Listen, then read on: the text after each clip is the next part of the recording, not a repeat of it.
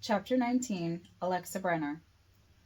The lids covering my eyes are heavy and take some work to open. Further work to keep them open. My blurry sight focuses as I stare at the ceiling in front of me. A stained glass chandelier is the first object I can see clearly.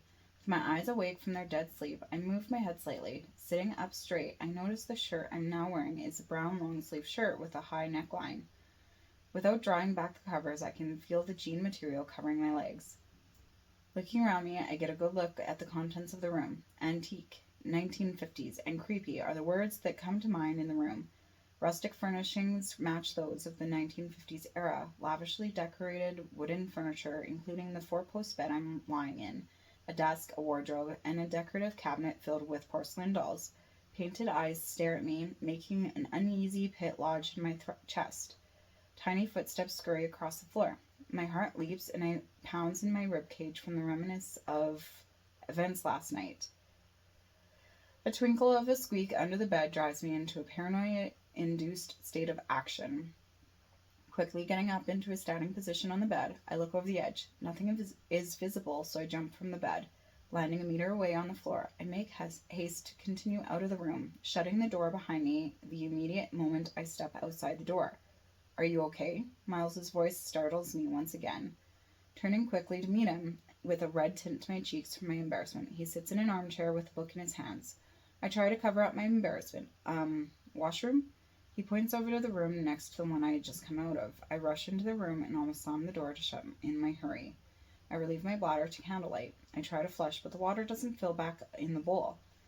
Going to the sink, I wash my hands with antibacterial sanitizer. I assume the sink won't work if the water won't run in the toilet. Looking at my reflection in the mirror confuses me for a moment. My face is completely bare of all traces of makeup. There isn't even eyeliner or mascara. Being completely natural looks strange to me and gives me a sense of being naked. Looking through a couple of cupboards, I cannot find anything I can use for makeup. Giving up, I decide to go back out the door. Pain shocks through my toe as I bring the door back into my foot. Moving my foot out of the way, I open the door the rest of the way and hobble out. Sickness swells in my stomach upwards. Blood rushes from my head, instilling ever-growing dizziness. Feeling fainter and fainter by the moment, the floor calls to me. I slide down the door and lean my head on my knees. Miles is beside me in a second. "Alexa, are you okay?" he reiterates, making sure I won't throw up despite how I feel before I answer him. Head rush. Miles takes a seat beside me. His hand starts stroking my head and back. The soothing feeling, I'm sure with the help of his healing, almost immediately fills my stomach and head. His hand stills when I lift my head to look at him. "Thanks. You're welcome," he says quietly. Breaking eye contact with him, I look in my immediate location. Using a wooden chest beside me, I pull myself up. Standing perfectly still, I test moving my head for any lingering faintness. Miles stands up beside me, ready to steady me if needed. "We should get you something from the kitchen. A cookie, juice, something with sugar in it to get your levels back to normal. You've been out for days and had lost a lot of blood. You look like someone had taken a shredder to you. What happened?" "I couldn't have been out for days. That's impossible. But I guess with what happened..." My thought trails off as memories flash by. My eyes burn from tears threatening to fall. Darius, I don't know, he changed. He threw me down the stairs in the dark. I think Sandra said they were hobgoblins. They were down there. They were going to kill me. Darius has always been easily influenced and power-hungry. Sandra has always been able to manipulate him. Those two together is a bad idea. At the very least, you weren't killed. His hand squeezed my shoulders in a comforting gesture. "Come on, let's go downstairs, see what the crazy old man is trying to entertain Raylene with now." "What are you talking about? I don't know if I like the way he just said crazy old man." "And who is this crazy old man?" "Well, the last time I checked, they were trying to teach Crystal common dog tricks." We head down the stairs. When the stairway splits, Miles leads me down the left stairs. "James, he owns this house, and he's the latest representative for the magic folk in the council." The stairs open up into the foyer. Another left brings us past two sets of stairs. One goes down and another goes upstairs. I stop for a moment to examine the one going up could lead to from. From what I can see, the stairs lead back to the split-off we just came from. James can be a little quirky about some things. These stairs were originally made for servants because they weren't allowed to use the same stairs as their owners. Therefore, James believes that unless you're a servant, you shouldn't be using their stairs. It's a respect thing on his part, but just a warning, don't use those stairs unless you want a lecture. A smooth male's voice carries from the room beside us. Through the opening in the wall above the counter, I can see the back of his head. Following Miles through the archway door, I find Raylene, James, and Crystal surrounded by various books, cushions, and miscellaneous items. The room seems to be a library, but it also has a dining table and chairs. The various windows in the room are covered in a material meant to let sunlight in but keep the outside world from seeing what's inside. Raylene seems to be fascinated by what she's concentrating on, that she doesn't notice that we've come into the room. Standing near the entrance, we just watch her concentrate on a marshmallow on a glass plate. Crystal is the first one to notice us. She jumps off her perch on the chair. As she gets closer to me, she starts purring noise while chirping every couple of seconds, and reminding me of a cat even more. She rubs up against my legs, winding herself in and around my legs. Once she tires of that, front paws make their way up my right leg. Looking back to Raylene offends the small griffin. She digs her claws in slightly and loudly growls and squawks for my attention. The boom in her voice alerts the other two to our presence. Hi, Raylene smiles from ear to ear. Hi, apparently someone doesn't like being ignored. I look down at the griffin. Picking her up, I rub her back to quell her noises. What are you doing? Trying to cook the marshmallow. Mr. James is teaching me how to do things with my mind. Raylene goes back to concentrating on the marshmallow. James gets up from his spot on the floor. He walks over to me. Very nice to meet you. I'm James. How are you feeling? Better, thank you. I answer his question. Good, good. You know you have a very special niece. I believe she has the potential to be a great sorceress. James looks back at Raylene.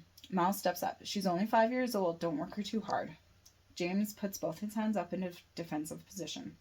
I have no intention of that, just helping her focus on the powers she has. I wonder, though, Alexa, if you might allow me to check if you have any magical abilities. The skeptic in me says that it wouldn't be possible for magic to exist, but from the events over the past couple of days, logic has taken a back seat. I nod for him to continue. James brings both of his hands up towards my head. I just have to touch both sides of your head where your frontal lobes are. And just as he says that, he does just as he says. Closing his eyes prompts me to follow. Where his fingers are touching, I feel a ticklish tingle flow. The feeling spreads in strings throughout my head, then retracts where it came from. I open my eyes to find him looking at me. James takes his fingers off my head. Unfortunately, she appears to have gotten that part from her father. I'm sorry to report that you have no magical abilities whatsoever. There's absolutely nothing abnormal in your past. You're 100% human. So boring. Oh well, it's not like you can help it. He turns to Miles. Lunchtime. James walks past me. I can't help but feel insulted by his words. Looking at Miles, I see a look of amusement on his face. The elf shrugs his shoulders. Deciding it might be better off to wave off the insult, I just shake my head. Miles' smile gets bigger before he follows after the wizard. I set down the griffin in my arms. My attention diverts to little redhead concentrating on the marshmallow. I watch her for a moment. Her face is scrunched and her body is tense. The hope in her eyes shines through, despite her efforts. Walking closer to her, I crouch down beside her. Raylene, James is going to make us lunch, so how about we get you cleaned up, hands washed, and you can try this again after you eat something. She doesn't answer me. When I open my mouth to say something to her again, she says, okay. Raylene gets up from the floor, heads into the kitchen, and disappears from my sight. Standing, I motion Miles to come to me. Once at arm's length, I ask him a question concerning plaguing my heart and mind. Did something happen to Raylene? She's not herself. Miles looks away from me. When you were taken from the airport, you left behind a battle. I don't know what happened to her, but I do know that something had scared her in the lunchroom before I had a chance to get to her. It didn't help that she probably saw more than a child ever should when we were escaping through town. I told her to close her eyes, but you know kids. Either way, she was scared enough to change her entire demeanor. She won't talk to anyone about it. I've tried a few things, but nothing so far has eased her mind. I'm hoping you can talk to her later. Of course. Images race across my vision. Memories from my trip through town were enough to give me nightmares. Amplifying this experience through the mind of a child could petrify her. I nod, though it is futile because his gaze isn't on me. Raising my hand to his chin, I move his head to face me. His eyes turn to focus while I do this. I'm sure you did all you could. It's not your fault at all. If something was going to scare her, it was going to scare her, and whether you were there or not wouldn't have made a difference. By the sounds of it, this is going to be something she's going to have to get used to. I try to reassure Miles. All cleaned up? Perfect. I'll get you to help me. James assumedly speaks to Raylene in the kitchen. Miles and I exchange glances. Walking past him, I go to inspect what we might be having for lunch. Standing at the edge of the kitchen, I freeze in place. The fridge doors are wide open, and food is flying out of it, straight onto the counter, where it stops and settles into a spot. My eyes widen in awe and wonder as James looks at the cupboard, just as it swings gently open. 4 sets of plates, bowls, and cups float out to a couple of designated areas, the cups on the table, the bowls near the stove, and the plates with the food on the counter. James closes the fridge and cupboard with a look as all he needs from them are in their places. Raylene, would you like to pick out a soup from the cupboard? The middle-aged man motions towards the pantry on the other side of the room. Raylene looks through the cupboard, taking her time deciding what she would like. James continues his work on our lunch. He lays out the plates in a row. The plastic tab breaks free of the bag surrounding the loaf of bread. The ends unravel and the slices make their way out of the package. 2 slices land side by side on each plate. Numerous items continue to pile on the bread, each new item levitating with only a look. Perfect sandwiches are cut and completed. James lifts 2 plates. Alexa, Miles, would you please both take a set to the table? Thank you. Walking to him first, Miles takes the plates from him. I do the same right after. Following suit, I go to the table and place the plates down. Turning, I quickly dodge a glass coming towards my head. A jug of juice bypasses me, following the glass. Going back into the kitchen, I see James turning on a camping stove. The flames light up and turns blue. Shooting up from the burner, the flame swirls around the pot. Bubbling pops come from the pot. The distinct cream of mushroom soup aroma wafts through the kitchen. James pours the soup by hand into the 4 bowls, setting the pot onto the cold burner. He turns the hot one off. He grabs the 2 bowls and brings them to the table. Miles takes the 2 left and does the same. James acknowledges his courtesy with a nod. Let's eat, James states to all in the room. He takes a seat at the head of the table, and Miles at the opposite end, gesturing to Raylene for her to sit in the closest seat while I walk to the other side of the table and sit there. Curiously, Raylene sits and waits a couple of moments before starting to eat, like she had been waiting for something. I started on my sandwich first. The steaming soup, though mouth-watering, has a high probability of burning my mouth.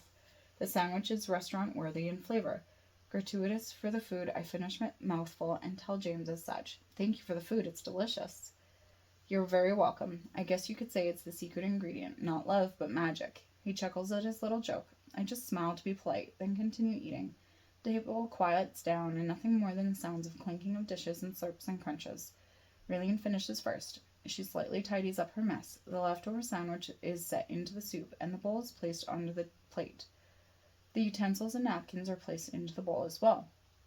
This unusual behavior is noted, but may be James's doing. He seems to have taken a liking to the little girl and could have possibly taught her something about proper etiquette. From what I've seen of the old-fashioned house, his behavior and beliefs, it's highly plausible. James, the last to finish lunch, clears his throat. Now that we have Alexa with us and we've quelled our stomachs, I believe we should get down to the serious business. I've sent Kelly with a message for the rest to meet us. They should be arriving right away. He stands up. Everything on the table rises above our heads and floats into the kitchen. Raylene gets up and walks out of the room with James following closely behind her. Through the hole in the wall, I can see them going downstairs. Miles has already started on his way, leaving me behind still at the table. I look to Crystal, who's napping on a pillow on the floor. Feeling that I should follow after them, I stand up quickly and almost run to catch up. Slowing to a walk to go downstairs, I watch my steps to be sure I don't fall. Instead of numbers of people, the basement is empty, save for a furnished living room, James, Raylene, Miles, and myself. James has stopped close to the far side of the room. He and Raylene face and stare at the concrete wall. Coming closer, I can see a crack in the wall growing, dust falling from behind it. The crack forms an arch and comes back down. Scraping fills the room as the portion cut out of the wall comes forward. James peeks behind it. It's clear, he shouts to us before he disappears behind him. I'm the first one to go after him this time. Reaching the thick cutout from our doorway, I briefly wonder how much of that piece must weigh and get the slight sting of jealousy, knowing that it's possible Raylene might be able to do something like this in the future. Behind the wall is a dugout tunnel of dirt. At the end of the tunnel is a small light. I follow the light, the source of which I find comes from a ball of light in James's hand. The tunnel stops underneath the winding roots of a tree. He turns and speaks with me. Ashlyn has already spoken to all of the wood nymphs to allow us passage, but for posterity's sake, I would still like for you to be tested by the nymph who this tree belongs to. All she needs is a drop of your blood and to smell you,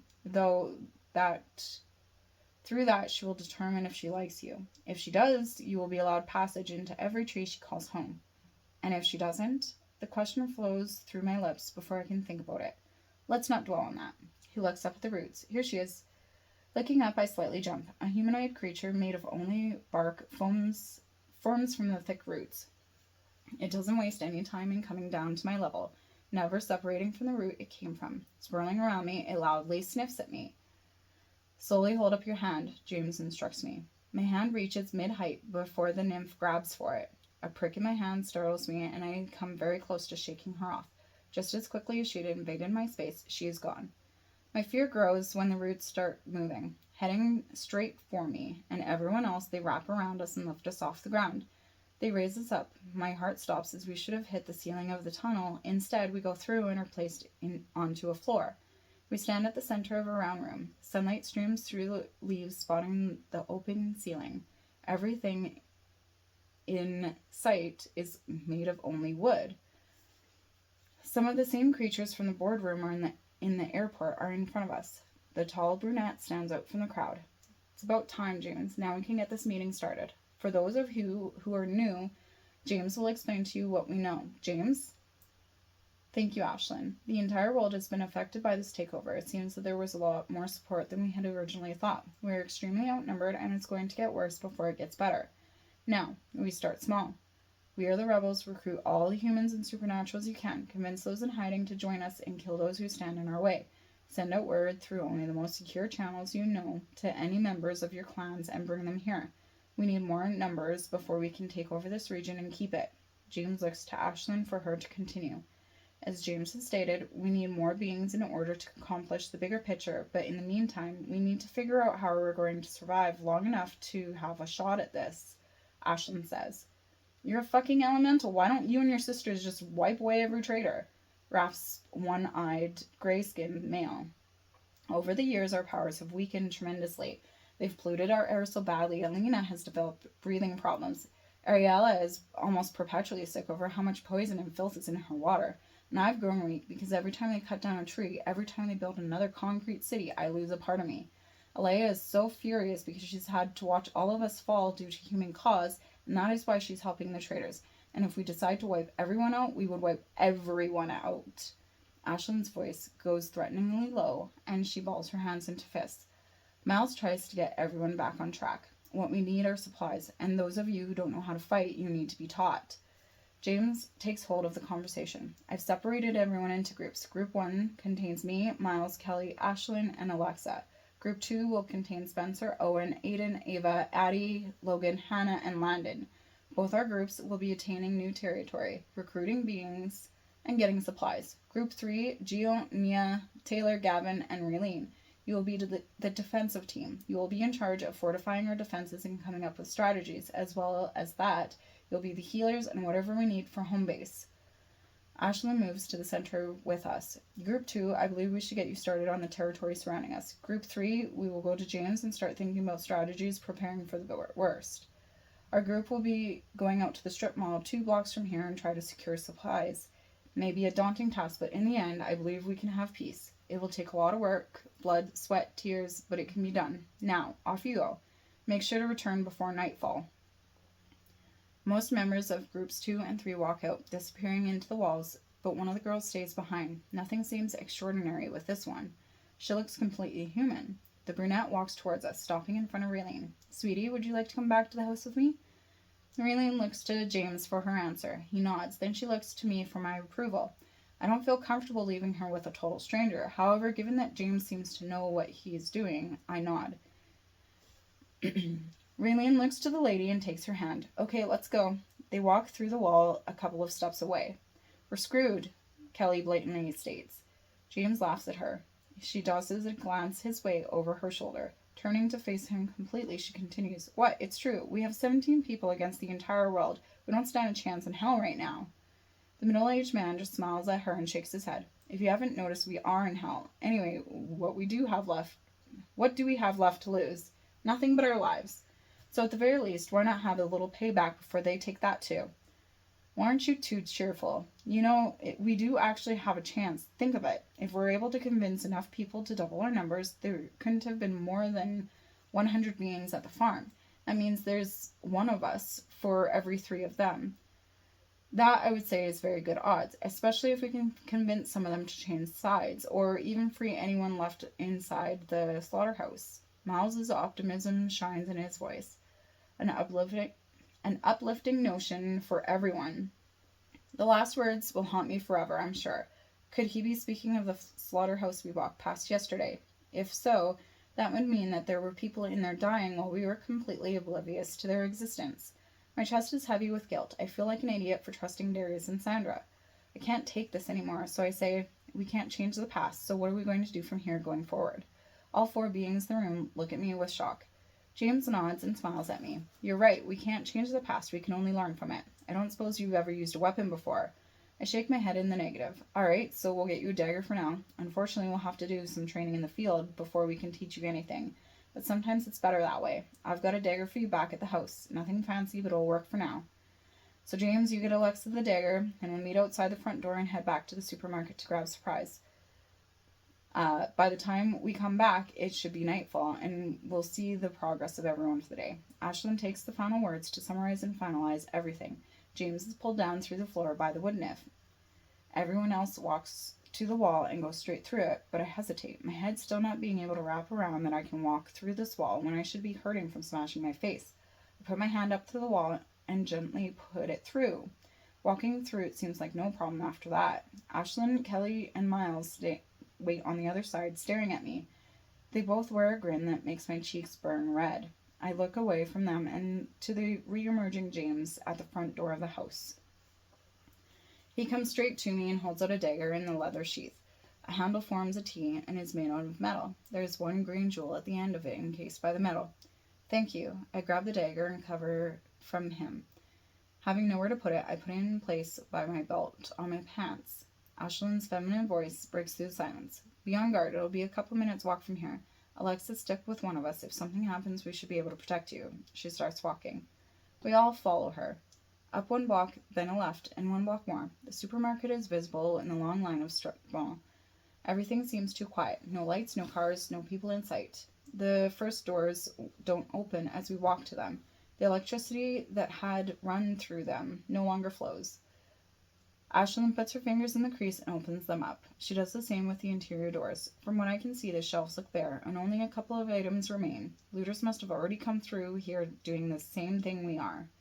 James, you brought the bags, right? The brunette asks. This would be the perfect time to mention that I had forgotten them. James's sarcastic tone echoes through the empty store. Ashlyn wipes the smile off her face. Oh, shut up and just give me a bag. Yes, ma'am. And I should mention, too, there is a flashlight in each one. Please take those out before you fill it up. He reaches into the pocket of his jacket and pulls out a handful of miniature bags. Once they touch his hands, they grow swiftly to a normal size. The bag is one of those reusable ones you can get from any store. He hands each of us 1 bag. Ashlyn walks off down the first aisle she comes to. James and Kelly each take off on one of their own, leaving Miles and myself. So I guess that leaves us. Looking inside it, I see the flashlight at the bottom. I grab it. There's a button at the end. Pressing it turns on an LED light. Let's go. Smiling at this, I try to rid myself of the awkwardness. We walk to the end of the store. Miles tosses a couple of items in his bag as we pass by them on the way. The very last aisle contains hygiene items. We walk down that one. Miles throws everything left of the shampoo and conditioner he can find, while I toss a couple of soaps into mine. I quickly notice the bag isn't getting any heavier. What's wrong with these bags? Miles laughs at my expense. Nothing's wrong with them. James charmed them. As more items fill the bag, they shrink, and so does the weight. You can put as much in them as you want, but a fair warning, everything becomes concentrated in the smaller form. So don't just open anything while it's in the bag, because you might not like the results. Taking his word for it, I start throwing everything that is left on the shelves in the bag. We grab conditioner, toilet paper, female hygiene products, much to my embarrassment on that one, toothbrushes and toothpaste before we decide to go to the next aisle. After many more items are thrown in there, I finally start feeling the bag get a bit heavier. The next couple of aisles don't contain too much. Most things food-related are swiped to the very last item. It is eerie to be in a store with so little on its shelves. The first aisle with some food left contains candies, chocolate, and junk foods, but in a pinch, those are at least better than nothing. I get halfway down the aisle, and Miles finally breaks our silence. It kind of feels like it's Halloween and we're trick-or-treating. Smirking at his humor, yeah, the only thing we need now is a corny, spooky noise track with the animal sounds and ghost howling and screams. We pack a few more bags of candy and chocolate bars. A feminine scream echoes in the dark. I was kidding. Come on. Miles takes the lead as we run in the direction of the scream. It takes all of 10 seconds to find the girl at the mercy of everyone else. The ground has risen through the floor to cage the girl in. A gun lies on the floor a few feet away from Ashlyn and James. If you're going to kill me, then just do it already. She spits at Kelly, but it falls short. I'm not going to. You're human, so I'll excuse you this time. It explains things. You're human, so You're human, so I'll excuse you this time. You're human, so I'll excuse you this time and explain things. There are two groups of monsters out there, those who would eat you, and the good guys trying to save you. Try to guess which one I am. Now, are there any more of you vermin scurrying around out here? The distaste in Kelly's voice is venomous in the end. Miles steps up and puts his hand on Kelly's shoulder. She, of course, means that in the nicest way possible. He shoots a charming smile at the girl. There's no way in hell I'm going to tell you anything, but you better leave before everyone comes back for me. We've already killed some of your kind. She tries to put up a strong front. However, she doesn't seem to be thinking before she talks. Kelly calls the girl out. You realize you just gave me my answer, right? Humans really... And we're trying to save their hides? Why? She lets out a huff of breath. Kelly, Miles says the name of his girlfriend. His underlining meaning is said in a singular word. Be nice. She tried to kill me. Her eyes roll and her smile turns sickly sweet. Oh, I'm so terribly sorry. Would you and your gang like to come with us? We'll treat you with food, shelter, and a shower and safety. So what do you say? Stay here and eventually picked off by whatever demon happens upon you, or come with us and have a chance at surviving? Ashlyn breaks the moment by laughing. Kelly, my dear, you need to work on your people skills. I was just defending myself. I wouldn't have actually hurt her. You didn't have to do that. She points at the cage around the girl. Now I wonder who the cage was really for. Ashlyn ignores Kelly and walks up to the dirt jail bars. Hi, sweetheart. I'm sure you're going through a lot of hardships over the past couple of days. I'm certain you've lost a lot of people you care about, your parents, brothers or sisters, best friends. I know you're in a lot of pain. I can offer sanctuary for you and your friends. We're building a fortress. We have plenty of supplies and other people, human and supernatural. We're trying to survive this war just like you are. Alexa, where's Darius? My name being said causes my head to turn instinctually. A football teammate of Darius's comes out of the shadow down an aisle. The first thing I notice on Daniel is the dry, caked-on blood. The highest concentration of it is on the neck of his shirt.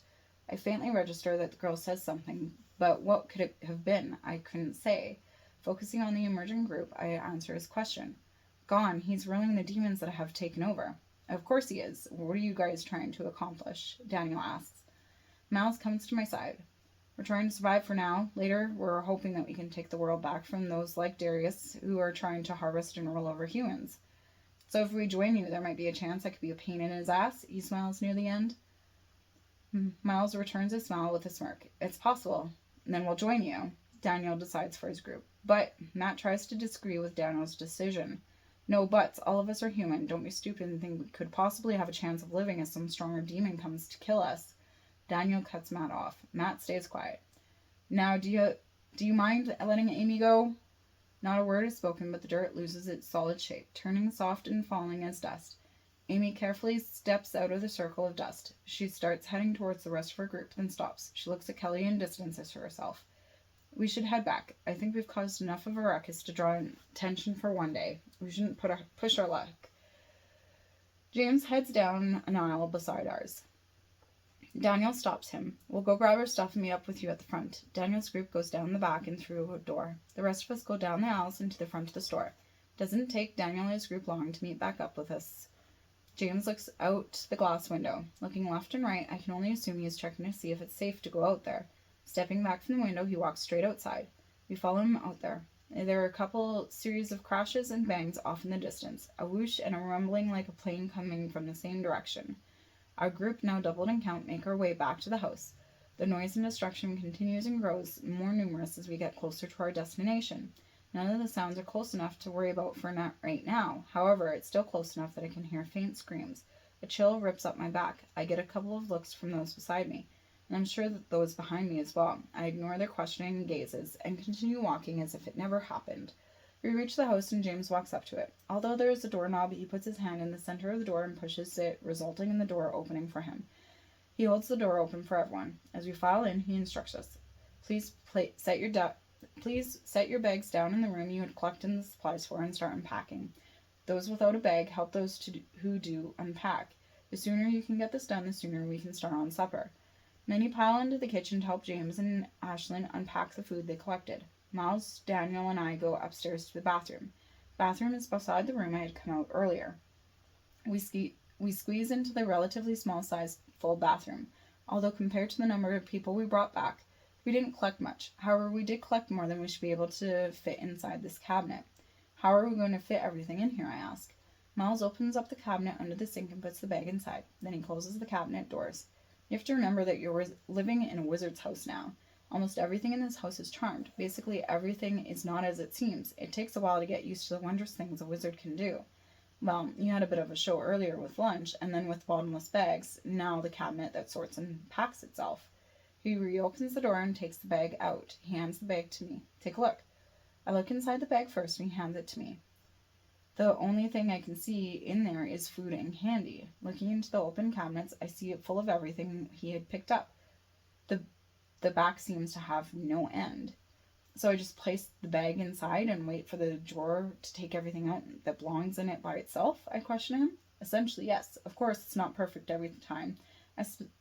I suspect there are certain things that James wouldn't have thought of when adding to the list when he charmed each cabinet, drawer, closet, and fridge in the house. But for the most part, it makes the job a lot faster and easier. Here, let me do that for you. Taking his cue, I place the handle into his outreached hand. He places my bag into the cabinet. Daniel takes a moment of silence to speak the questions plaguing his mind. So what are you? Miles snaps his gaze to Daniel. He takes a moment just staring at Daniel before he answers him simply. An elf. And you? He questions, now directed at me. Human. The small room closes with awkward silence that follows. I open up the door and pull out my mostly empty bag. Closing the door, I then turn back to Daniel. Breaking the silence, I turn his question around on him. And you are? Human? Well, now that we have that established, is there anything else you would like to know? Miles directs his question at Daniel, who shakes his head in the negative. He looks like he's sweating from being put on the spot. Then we should probably head downstairs, put the food away so we can get started on dinner. Miles tries to move Daniel along. Right. Daniel turns around and leads us down the stairs that we had come up. He follows the path everyone else has taken. The kitchen is empty and everyone is in the dining room.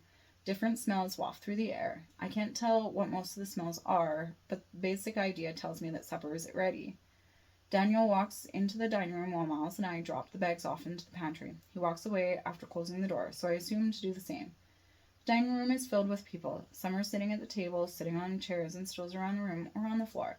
There are a lot more beings in here than there had been earlier. The group we'd brought in, and the beings I assume the other group had found.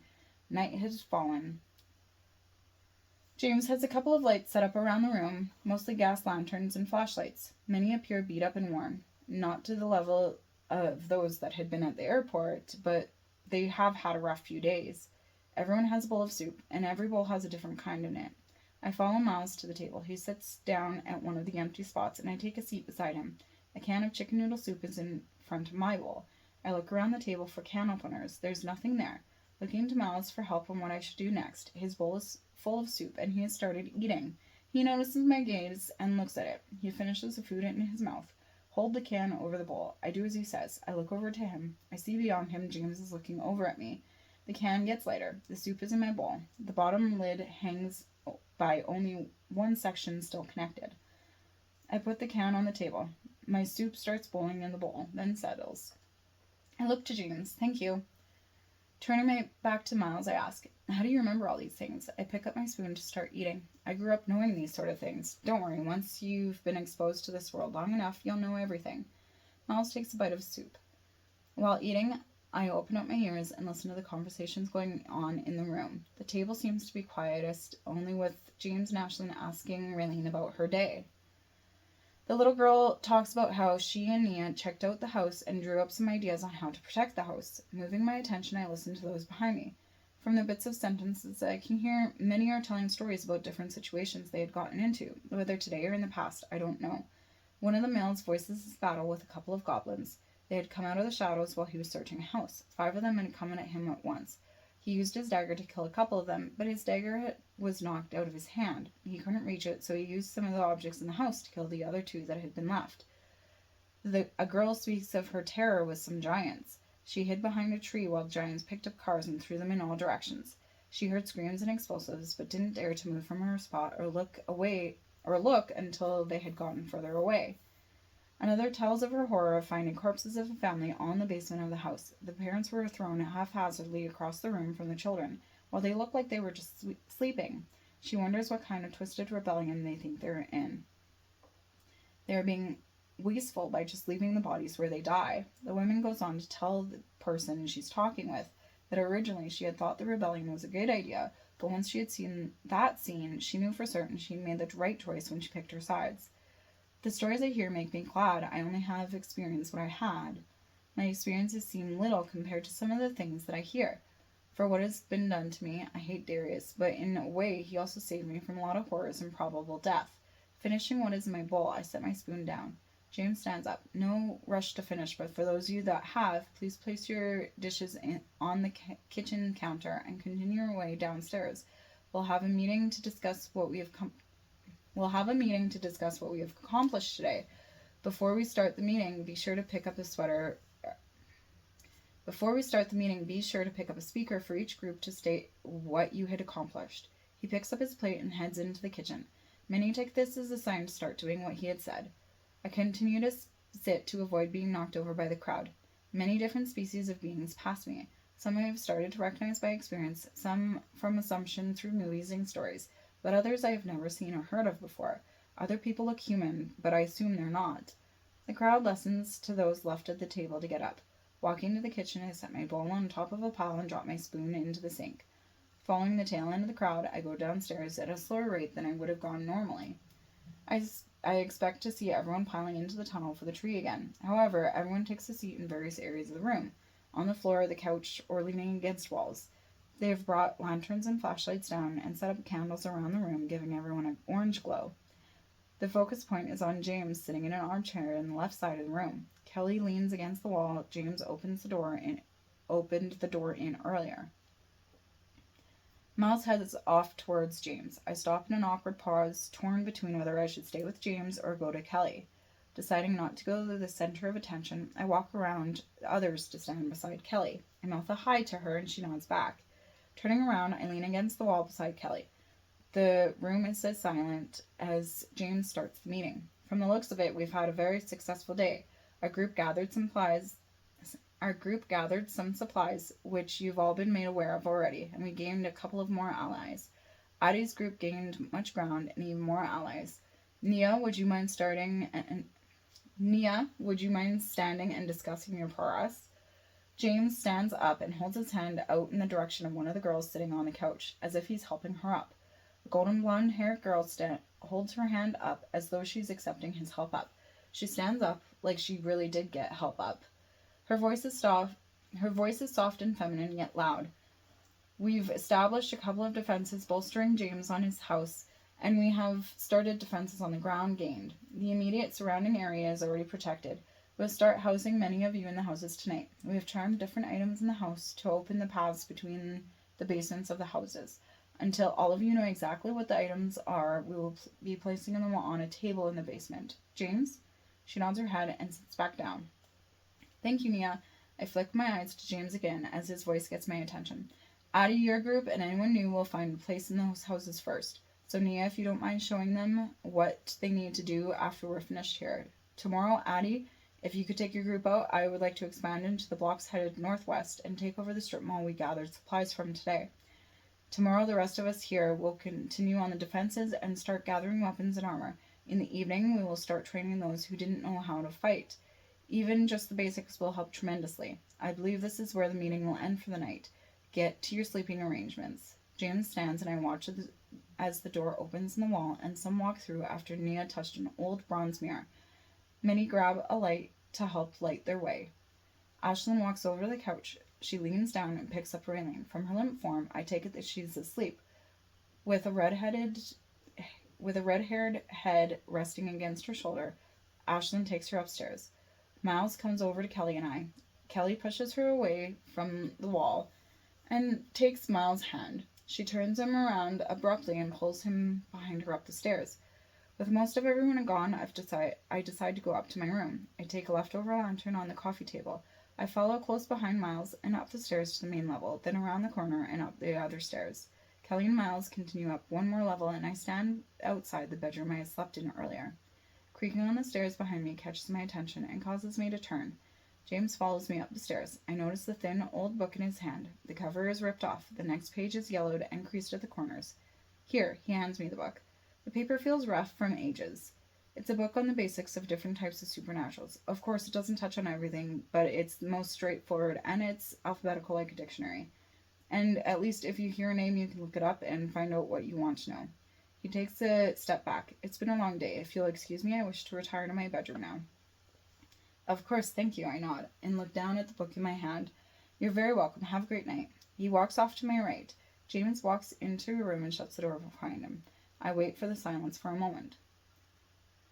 Looking to my left, I see an armchair and Miles had been sitting in earlier reading his book. Figuring I might as well be a good idea to look up a couple of beings in the book before bedtime, I set the lantern on the table and I sit down in the chair.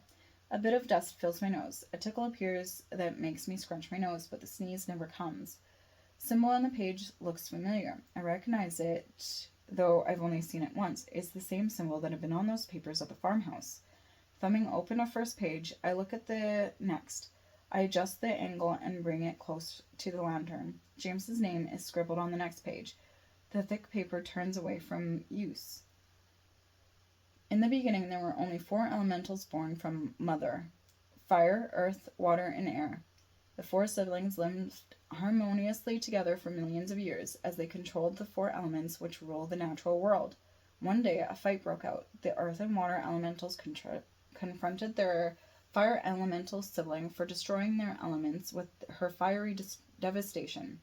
The fire elemental drew the blood of earth, and it fell to the ground, landing on a wolf. The wolf transformed into the original werewolf.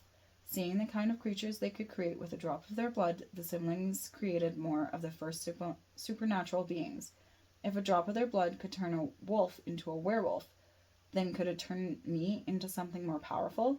I thumb through the pages for a few beings I've met already, and others I've heard of in the past.